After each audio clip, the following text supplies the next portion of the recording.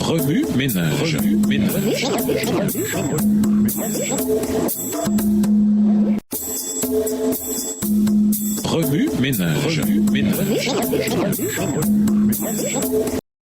Bienvenue dans notre émission Remue ménage. L'oiseau de lundi interprété, sauvé de la condamnation. Une ville de refuge avait pour but d'aider non des personnes parfaites, mais des personnes ayant commis une faute. Même ceux qui avaient tué quelqu'un accidentellement devaient accepter le blâme et la responsabilité. La ville de refuge était l'endroit où des personnes coupables pouvaient être sauvées de la condamnation. Après son procès, une personne reconnue coupable d'avoir tué quelqu'un accidentellement pouvait être sauvée du vengeur du sang en séjournant dans la ville de refuge. Après la mort du grand prêtre, la personne totalement disculpée pouvait alors rentrer chez elle. La Bible contient de nombreux exemples qui désignent Dieu en tant que lieu de refuge contre la condamnation du péché. David savait comment fuir vers la ville de refuge face au péché et à la culpabilité. Après tout, n'était-il pas un meurtrier et un adultère? Et cependant, il courut vers Dieu pour implorer son pardon. Ô Dieu, crée en moi un cœur pur, renouvelle et affermis mon esprit. Ne me rejette pas loin de toi, ne me prive pas de ton Saint-Esprit. Psaume 51, les versets 12 et 13. Bien qu'ayant commis de terribles péchés, David courut vers Dieu dans la repentance, cherchant un refuge contre la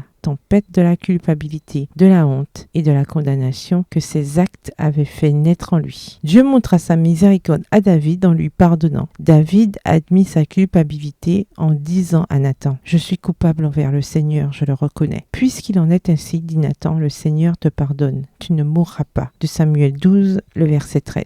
Le repentir de David aboutit au pardon. Le repentir fait partie intégrante de l'expérience du refuge du salut que Jésus nous offre. Par la puissance de conviction du Saint-Esprit, Dieu nous amène à voir la véritable nature de nos péchés et, alors que nous reconnaissons cela, il nous incite non seulement à regretter ce que nous avons fait, mais aussi à nous détourner du péché. La véritable repentance comprend un véritable chagrin pour la douleur que nos actes ont causé à Dieu, aux autres et à nous-mêmes. Sans la repentance, on ne peut faire l'expérience de la puissance salvatrice de Jésus. Lorsque nous venons à Jésus, il est prêt à entendre nos préoccupations, à accepter notre cas, à nous pardonner et à nous libérer. Seul Jésus peut nous sauver de la condamnation. Dans son ardent désir de nous voir trouver le salut, il nous invite à venir à lui, mais ne nous force jamais à le faire. Oui, Neige, après avoir regardé votre texte écrit et annoté, quels éclairages particuliers vos notes semblent-elles indiquer dans l'ensemble? Quelles questions émergent après l'étude de ce passage? Quelle partie trouvez-vous difficile? Quels autres principes et conclusions découvrez-vous? Quels sont les obstacles, s'il y en a, qui vous empêchent de courir vers le refuge de Dieu? Comment pouvez-vous surmonter ces obstacles? Au revoir. Et à demain si Dieu veut.